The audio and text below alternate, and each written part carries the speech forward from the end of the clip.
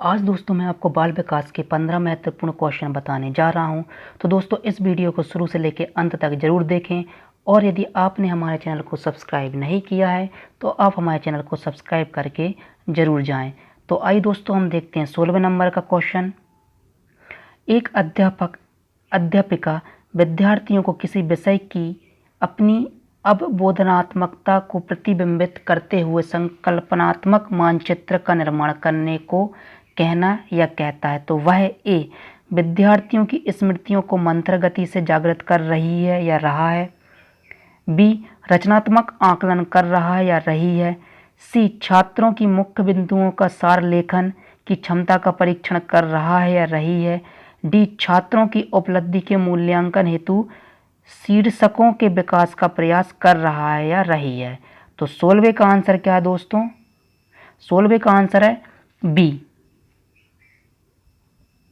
रचनात्मक आकलन कर रहा है या कर रही है। हम क्वेश्चन नंबर 16 देखते हैं। एक अध्यापक या अध्यापिका विद्यार्थियों को किसी विषय की अपनी अवबोधनात्मकता को प्रतिबिंबित करते हुए संकल्पनात्मक मानचित्र का निर्माण करने को कहना या कहता है तो वह इसका आंसर है बी रचनात्मक आकलन कर रहा है या रही है। इसका डिस्क्रिप्शन देखते हैं। रचनात्मक आकलन के लिए 3 बिंदु महत्वपूर्ण हैं, जैसे किन किन कौशलों एवं दक्षताओं का आकलन करना है, बी आकलन बिंदुओं के लिए कक्षा में कौन कौन से उपकरण काम में आ सकते हैं, सी बच्चों के किन किन पक्षों का अभिलेख जारी रखा जा सकता है। अतः कोई अध्यापिका विद्यार्थियों को किसी विषय की अपनी अवबोधनात्मकता को प्रतिबंधित करते हुए संकल्पनात्मक मानचित्र का निर्माण करने को कहती है तो वह रचनात्मक आकलन कर रही है।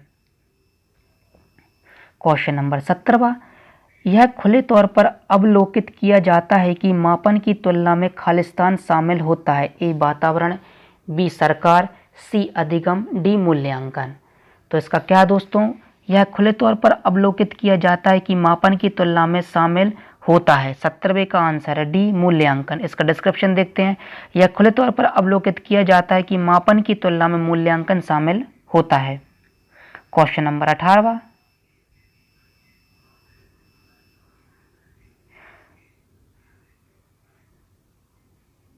रोरशाक ब्लॉट टेस्ट का प्रयोग निम्न में से किसके मापन हेतु किया जाता है, ए व्यक्तित्व, बी अभिरुचि, सी बुद्धि, डी अभिक्षमता। तो रोरशाक ब्लॉट टेस्ट का प्रयोग किसके लिए किया जाता है दोस्तों? तो 18वें का आंसर है बुद्धि परीक्षण के लिए किया जाता है। रोरशाक ब्लॉट टेस्ट का प्रयोग व्यक्तित्व मापन हेतु किया जाता है। यह एक परिक्षेपीय विधि है। इसका प्रतिपादन हर्मन रोशिया ने 20वीं शताब्दी के प्रारंभिक वर्ष में किया था।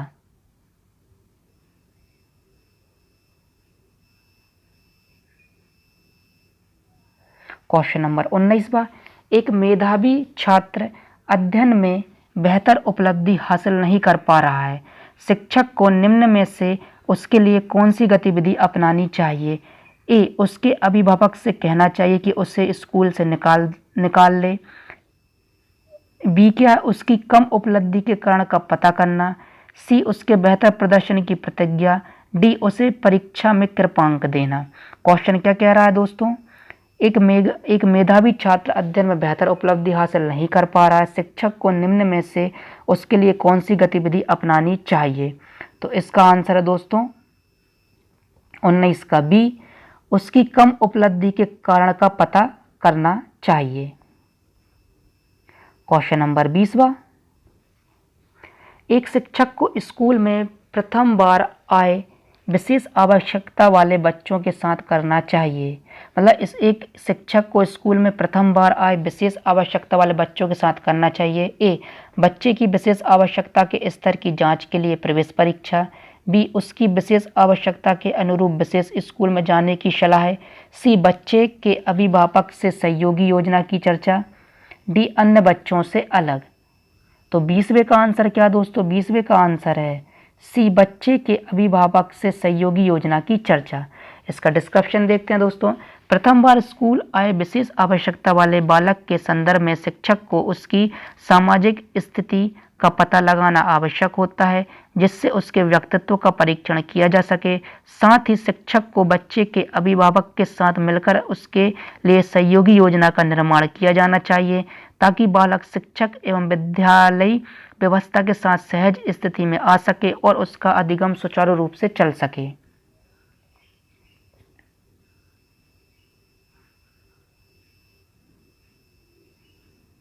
क्वेश्चन नंबर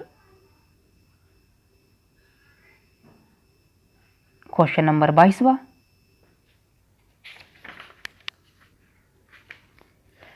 एक शिक्षक समाज के वंचित वर्ग के बच्चों की आवश्यकताओं को प्रभावी पूर्ण तरीके से पूरा कर सकता है। एक शिक्षक है जो समाज के वंचित वर्ग के बच्चों की आवश्यकताओं को प्रभावपूर्ण तरीके से पूरा कर सकता है। ए, उसकी पृष्ठभूमि की अपेक्षा करके तथा उन्हें विद्यालय में कार्य करने के लिए कहकर। बी, उन्हें कक्ष में अलग स्थान पर बैठाकर ताकि वे अन्य बच्चों से मेलजोल कर सकें। सी, कक्ष के प्रत्येक बच्चे की आवश्यकता अनुसार अपना शिक्षण कौशल बनाकर। सी, अन्य बच्चों को वंचित पृष्ठभूमि वाले बच्चों के प्रति सहानुभूति व्यवहार करने के लिए कहना।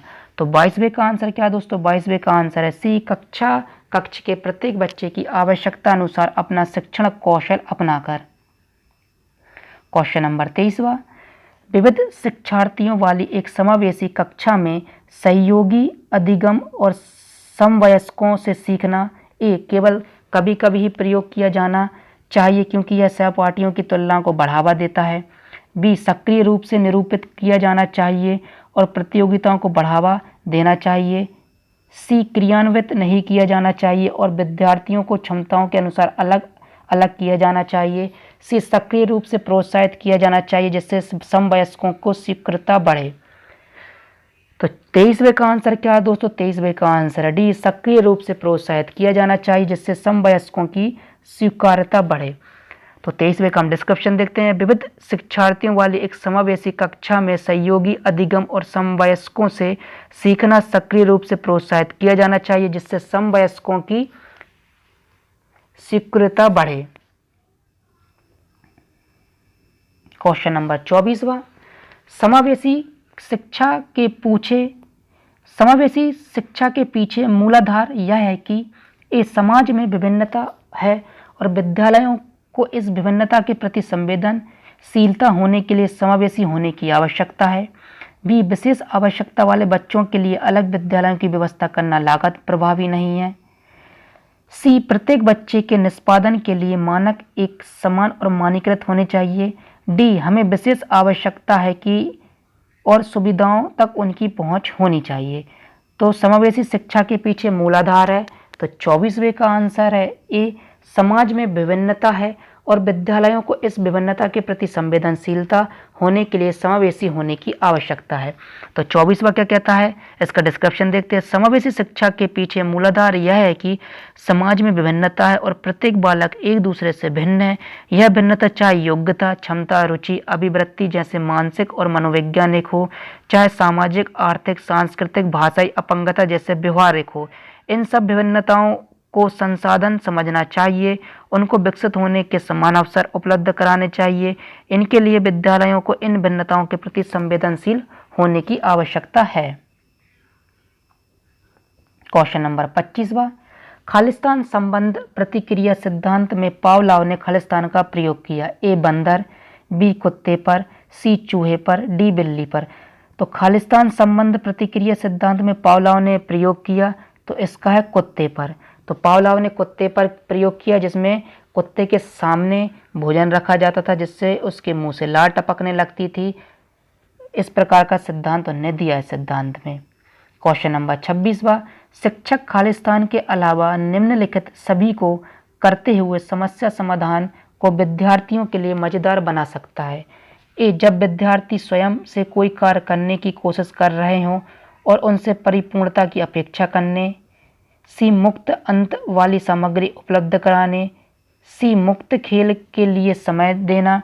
डी, सृजनात्मक चिंतन के लिए असीमित अवसर उपलब्ध कराना। तो 26 नंबर का क्वेश्चन क्या कह रहा है, शिक्षक के अलावा निम्नलिखित सभी को करते हुए समस्या समाधान को विद्यार्थियों के लिए मजेदार बना सकता है। 26वें का आंसर क्या दोस्तों, इसका आंसर है ए, जब विद्यार्थी स्वयं से कोई कार्य करने की कोशिश कर रहे हों तो उनसे परिपूर्णता अपेक्षा करने। क्वेश्चन नंबर 27वां, निम्नलिखित में से स्कूल में पहले दिन की शुरुआत के लिए सबसे कम उपयुक्त क्रियाकलाप है? ए प्रश्नोत्तरी, बी समवेत करना, सी गृह कार्य देना, डी शारीरिक शिक्षा। तो 27वें का आंसर क्या दोस्तों? गृह कार्य देना। क्या है इसका डिस्क्रिप्शन? गृह कार्य देना पहले दिन की शुरुआत के लिए सबसे कम उपयुक्त क्रियाकलाप है। क्वेश्चन नंबर 28वां, संज्ञानात्मक क्षेत्र का सही क्रम है? ए ज्ञान, अनुप्रयोग, अवबोध, विश्लेषण, संश्लेषण, मूल्यांकन, बी मूल्यांकन, अनुप्रयोग, विश्लेषण, संश्लेषण, अवबोध, ज्ञान, सी मूल्यांकन, संश्लेषण, विश्लेषण, अनुप्रयोग और अवबोध, डी ज्ञान, अवबोध, अनुप्रयोग, विश्लेषण और संश्लेषण, मूल्यांकन। तो संज्ञानात्मक क्षेत्र का सही क्रम क्या है दोस्तों? तो 28वें का है डी ज्ञान, अवबोध, अनुप्रयोग, विश्लेषण, संश्लेषण, मूल्यांकन। ब्लूम ने वर्ष 1956 में ज्ञानात्मक क्षेत्र के उद्देश्य को पुनः 6 भागों में विभाजित किया, जो इस प्रकार है: ज्ञान, अवबोध, अनुप्रयोग, विश्लेषण, संश्लेषण और मूल्यांकन। क्वेश्चन नंबर 29वां, बच्चों में सीखने और सुनने के लिए अधिगम योग्य वातावरण के लिए निम्नलिखित में से कौन उपयुक्त है? ए शिक्षार्थियों को यह छूट देना कि क्या सीखना है और कैसे सीखना है, बी लंबे समय के लिए निष्क्रिय रूप से सुनना, सी निरंतर कार्य देते रहना, डी सीखने वाले द्वारा व्यक्तिगत करना। तो 29वां क्या कहता है? बच्चों में सीखने और सुनने के लिए अधिगम योग्य वातावरण के लिए निम्नलिखित में से कौन उपयुक्त है? तो 29वें का आंसर है ए शिक्षार्थियों को यह छूट देना कि क्या सीखना है और कैसे सीखना है। बच्चों में सीखने और सुनने के लिए अधिगम योग्य वातावरण निर्मित करने के लिए उन्हें यह स्वतंत्रता देना कि क्या सीखना है और कैसे सीखना है। अध्यापक को उनकी केवल सहायता और मार्गदर्शन करते रहना चाहिए।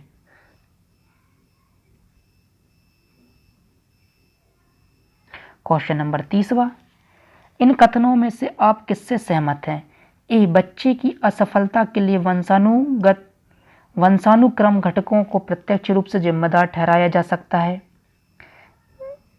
बी एक बच्चा अनुत्तीर्ण होता है क्योंकि सरकार विद्यालयों में पर्याप्त प्रौद्योगिकी संसाधन प्रदान नहीं कर रही है, सी एक बच्चे की असफलता मुख्य रूप से माता पिता की कक्षा और आर्थिक स्तर के कमी के कारण है, डी एक बच्चे की असफलता व्यवस्था तथा बच्चे के प्रति प्रतिक्रिया करने में इसकी असमर्थता का एक प्रतिबिंब है। तो क्वेश्चन क्या कह रहा है दोस्तों? इन कथनों में से आप किससे सहमत हैं? तो हम इस कथन में से डी से सहमत हैं। एक बच्चे की असफलता व्यवस्था तथा बच्चे के प्रति प्रतिक्रिया करने में इसकी असमर्थता का एक प्रतिबिंब है। तो दोस्तों ये थे साइकोलॉजी के 15 महत्वपूर्ण क्वेश्चन जो कि CTET, UPT, MPTET और रीट में पूछे जाते हैं। यदि आपको वीडियो अच्छा लगे तो वीडियो को लाइक करें, वीडियो को शेयर करें, साथ ही हमारे चैनल को सब्सक्राइब करें। अब हम मिलते हैं नेक्स्ट वीडियो में।